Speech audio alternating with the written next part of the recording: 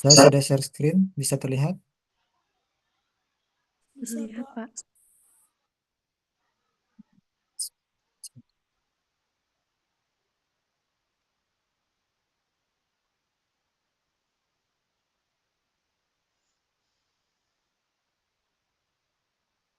Ya, jadi untuk mata kuliah ini insya Allah diampu oleh 3 orang.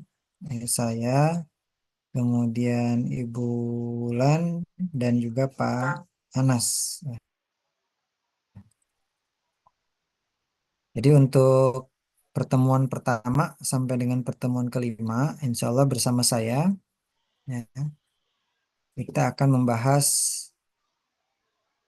yang pertama adalah pendahuluan, ya, kemudian masuk ke pencernaan, kemudian energi, ya, metabolisme karbohidrat dan metabolisme serat. Ya. Kemudian nanti masuk ke pertemuan ke-6 sampai dengan ke-11, itu ada metabolisme vitamin, lemak, dan protein. Ya. Kemudian di 12 sampai dengan terakhir, di UAS nanti, itu metabolisme mineral, pigmen, dan polifenol. Ya. Jadi ini kurang lebih materi-materi yang akan kita dapatkan, ya, di apa namanya, eh, satu semester ini. Ya. Kemudian untuk penilaian terdiri dari 4 komponen kurang lebih. Ya, yang pertama adalah apa namanya, project, ya. Sorry, dimulai dari partisipasi kelas dulu, ya. Partisipasi kelas, kemudian kita memberikan juga studi kasus, bentuknya penugasan juga gitu ya. Kemudian ada apa namanya, project, ya, ditambah UT dan UAS gitu. Untuk proporsi nilainya yang pasti untuk project itu di apa 50%, ya. UTS, UAS dan yang lainnya itu akan menyesuaikan, ya, begitu. Baik, kemudian apalagi kalau untuk pendahuluan, kira-kira ada yang ingin ditanyakan? Jadi perbedaan antara, nah ini ya, jadi untuk mata kuliah metabolisme ini lanjutan dari mata kuliah apa? Biokimia, ya. Jadi setelah mendapatkan biokimia kemarin, sekarang kita lanjutkan dengan metabolisme zat gizi, ya. Nah, di dalam mata kuliah biokimia kemarin kita sudah memperoleh apa namanya, eh, materi, ya, kaitannya tentang enzim, ya.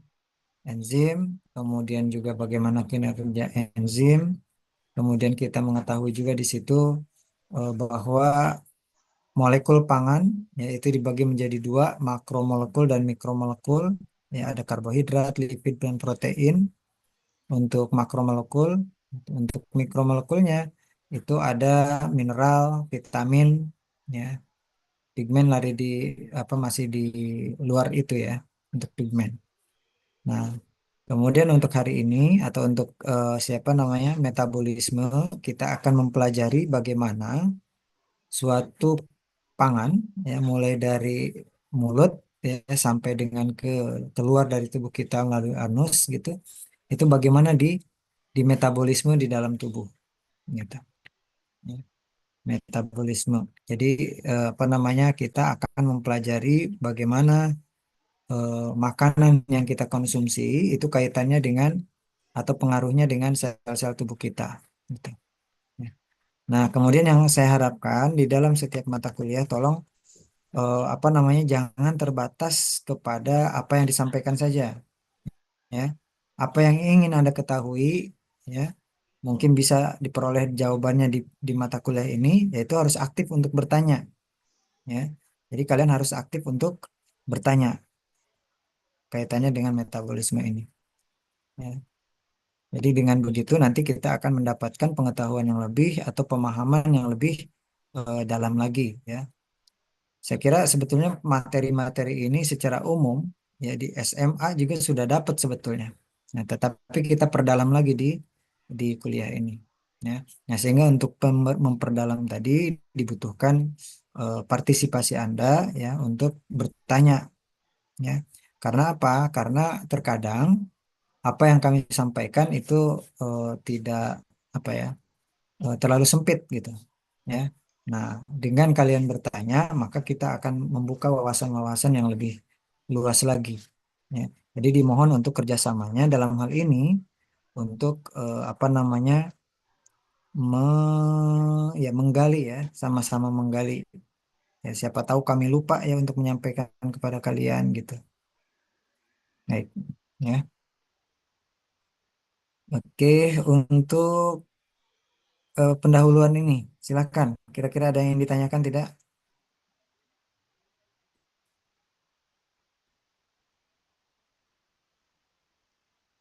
Saya izin bertanya, Silakan Hafiz. nanti untuk sistem pembelajarannya online terus atau nanti akan ada offline? Oke, sorry. Untuk pembelajarannya, sebetulnya kemarin itu ya, saya inginnya offline ya. Jadi tidak selamanya online. Ya, kita akan offline juga. Untuk pekan ini apa namanya? Kebetulan saya ada acara juga nih ya. Untuk pekan depan maksudnya di Jumat ini, di Jumat itu saya ada acara di Pakupatan, sedangkan kuliah kita di Sindang Sari. Nah, ini kadang-kadang bentrok dengan hal-hal seperti itu ya.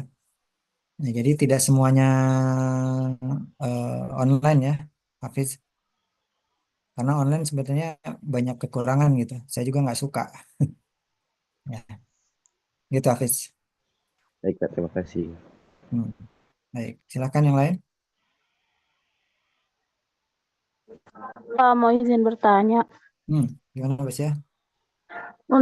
untuk mata kuliah ini yang membedakan dengan mata kuliah sebelumnya yaitu biokimia pangan, eh, dari segi penjelasan, apakah lebih detail lagi apa bagaimana, Pak? Hmm.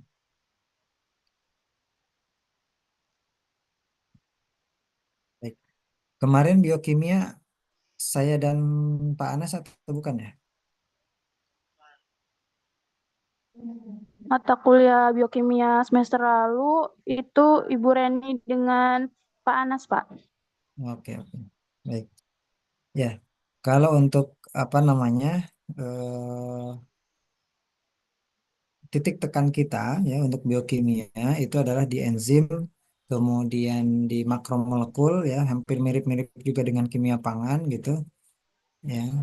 Nah, untuk titik tekan di metabolisme ini bagaimana dari mulai proses pencernaan itu sampai dengan di metabolisme di dalam tubuh menjadi energi. Ya, itu yang pertama itu. Yang kedua bagaimana juga interaksinya dengan vitamin, umpama. Ya. Sampai ke sana tidak kemarin?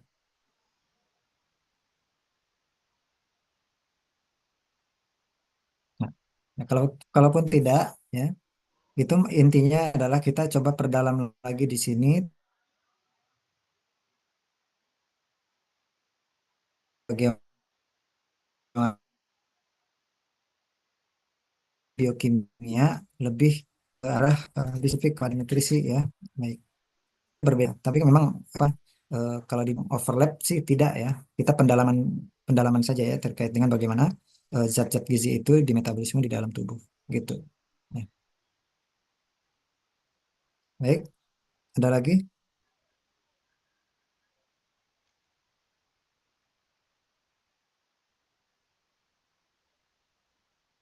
Tidak ada.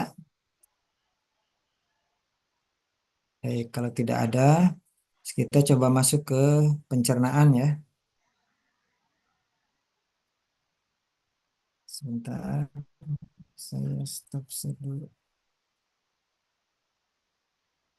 Dulu.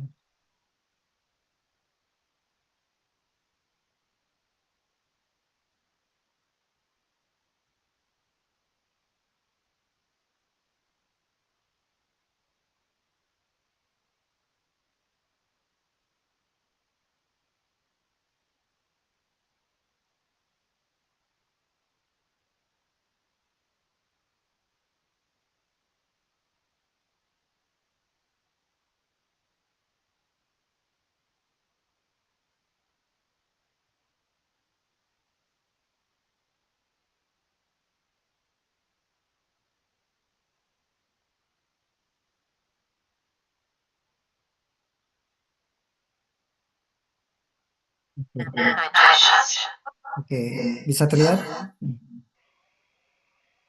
Bisa, Pak. Bisa, Pak. Baik ya. Jadi kita mulai penjelasan terkait dengan digestive system atau sistem pencernaan ya. Kita mulai dari sini kenapa? Karena tadi kita akan mempelajari interaksi antara zat gizi kemudian kaitannya dengan tubuh kita ya. Nah, itu pasti dimulai dari proses pencernaan ya. Jadi di dalam metabolisme ini kita akan mulai dari proses pencernaan, penyerapan, kemudian setelah itu bagaimana zat-zat gizi yang ada yang sudah diserap tadi itu di metabolisme di dalam tubuh ya dan apa efeknya bagi tubuh kita gitu. Digestion. Food is changed by the organs into a soluble form to be absorbed by the body. Food in the mouth is mixed with saliva. Yang Saliva pertama begins to dissolve. ya, jadi kita memperoleh nutrisi itu dari makanan yang kita makan. Dimulai dari proses pencernaan melalui reaksi fisik ya, yaitu makanan dikunyah. Ya. Setelah dikunyah, makanan akan masuk ke dalam apa?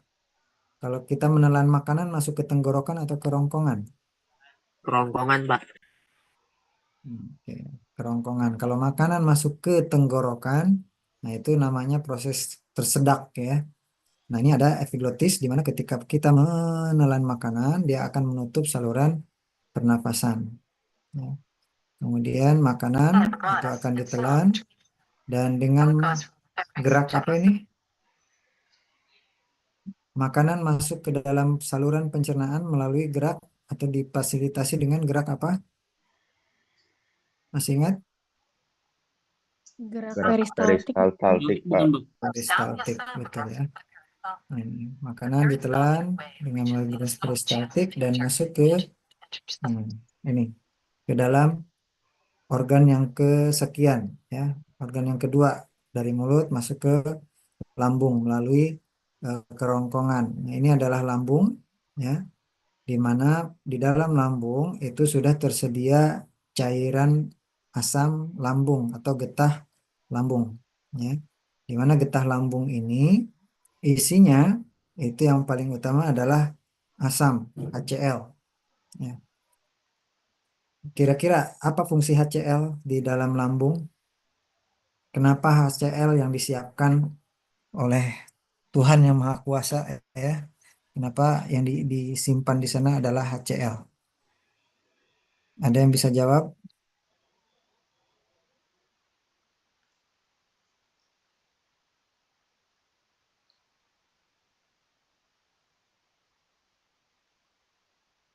Siapa? Hafiz? Mungkin punya pengetahuan tentang itu? Izin menjawab ya, Pak ya. Hmm. Fungsi HCl dalam lambung mungkin ada beberapa. Salah satunya multi pencernaan. Jadi kayak memecah protein, karbohidrat, lemak. Jadi sebagai pemecah pertama sebelum nanti dilanjut lagi ke dalam usus. Terus ada lagi menjaga pH lambung dan mungkin mengaktifkan enzim pencernaan dan membunuh beberapa patogen. Itulah tepat sekali ya. Jadi yang pertama ini adalah memfasilitasi proses pencernaan di awal ya, dengan kondisi asam, maka karbohidrat itu akan mudah menjadi pecah, ya, mudah untuk diputuskan ikatannya. Oke, kemudian yang kedua, betul tadi, jadi asam lambung itu merupakan eh, apa? Hambatan pertama bagi mikroba-mikroba untuk masuk ke dalam saluran pencernaan, ya. Nah, umumnya mikroba-mikroba baik itu yang mikroba yang tidak membahayakan, bahkan mikroba yang patogen sifatnya, ini juga akan banyak yang mati di sini. Ya, karena apa? Dia terkena asam HCl tadi yang begitu pekat. Ya. pH-nya itu bisa sampai 2 di sini. Jadi pekat sekali. Nah, ya. Jadi selain untuk memecah-mecah molekul apa namanya protein tadi ya, kemudian juga karbohidrat secara kimiawi. Nah, ini menjadi gerbang pertama atau menjadi barrier ya, pembatas pembatas pertama untuk menghindari terjadinya serangan dari mikroorganisme patogen utamanya atau nah, terima kasih Hafid ya. Oke, kita lanjutkan. Stomach. The muscular structure of the stomach breaks up the fat. Sama di sini ya, gerakannya adalah gerakan peristaltik juga sebetulnya yang ada di lambung. Nah, nanti ini kaitannya dengan apa? Kalau orang tidak apa istilahnya, tubuh kita ya, kita itu punya jam biologis. Kalau Anda biasa sarapan jam 7 pagi, biasa sarapan jam 7 pagi, kemudian jam 7 tidak makan, lambung ini tetap akan mengeluarkan asam lambung, dia juga tetap akan apa istilahnya menggiling, ya melakukan gerakan penggilingan di sini. Nah, kalau tidak ada makanan, maka bisa jadi nanti lama-kelamaan yang tergerus itu adalah dinding lambung dan bisa menyebabkan penyakit MAH umpama. Ya, itu yang pertama. Kemudian yang kedua, eh, ketika orang juga tidak apa istilahnya tidak taat ya tidak tertib di waktu makan maka juga akan menyebabkan GERD. Apa itu GERD? Jadi GERD itu suatu apa ya, penyakit ya yang disebabkan oleh kerusakan apa namanya lebih spesifik sebetulnya di lambung gitu sehingga asam lambung ini bisa naik ke apa kerongkongan. Ya. Makanya kenapa orang yang sakit GERD itu biasanya dadanya sampai panas gitu, ngerasanya panas di dada. Kemudian juga dari sakit lambung ini bisa nyambung ke apa jantung, ya berdebar-debar gitu. Nafasnya apa nafas jadi sesek. Jadi kadang-kadang orang yang apa menderita GERD ini dia juga menyangka bahwa dirinya punya penyakit jantung gitu, ya. Atau punya punya penyakit sesak nafas gitu. Padahal itu semua diakibatkan dari rusaknya atau apa namanya bukan kelainan juga ya ada gangguan pada lambung utamanya itu ya. Nah, maka harus tertib makannya ya. Oke. Enters the stomach. Sudah digiling di The muscular lambung. structure of the stomach Nah, breaks maka up the food into small ini pieces akan of chyme. dilanjutkan masuk ke usus halus. Yeah. Nah, makanan yang keluar dari lambung itu disebut sebagai chyme tadi kalau bahasa Inggrisnya Mah ya. Nanti kalian baca di apa namanya uraian nanti yang saya berikan ya. Intestine. Chyme ini akan The masuk ke major usus portion of halus absorption mulai of dari digestion usus dari small jejunum, intestine. ileum dan seterusnya. Makin masuk ke dalam usus halus, makin jauh itu akan makin apa namanya makin hancur ya makanannya. Gitu. Nah, oke ini sebelum masuk ke usus halus ya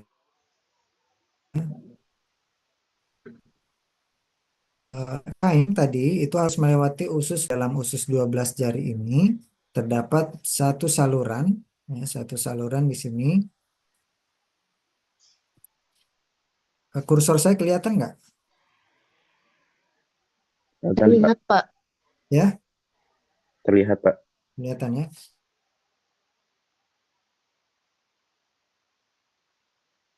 Di sini ada dua saluran di usus bola. Yang pertama adalah saluran dari empedu, ya. Yang kedua saluran dari pankreas. Nah, saluran dari empedu ketika ada makanan yang lewat, ya, maka empedu itu akan memompa getah empedu sehingga bercampur dengan makanan tadi atau yang kita sebut sebagai chyme, ya, chyme. Oke. Nah, getah empedu itu merupakan basa, ya. Makanan yang keluar dari lambung itu asam. Nah, jadi getah empedu yang berisi garam-garam basa itu berfungsi untuk menetralkan chyme yang tadinya asam itu apa namanya menjadi netral. Ya, itu yang pertama. Yang kedua, getah pankreas itu akan mengeluarkan getah, ya, mensekresikan getah pankreas yang isinya apa? Isinya adalah enzim-enzim pencernaan. Oke. Nah, baik, pertanyaan saya, apa hubungannya antara getah empedu dan getah pankreas tadi serta makanan yang harus dinetralkan?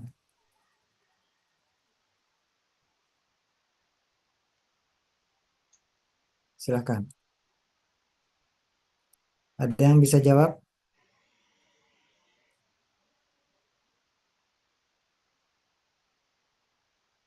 Kira-kira apa ya hubungannya? Kenapa di dalam sistem tubuh kita makanan yang keluar dari lambung itu harus disemprot dulu atau dicampurkan dulu dengan getah empedu dan getah pankreas gitu. Kenapa? Coba ada Jihan Fahruriza.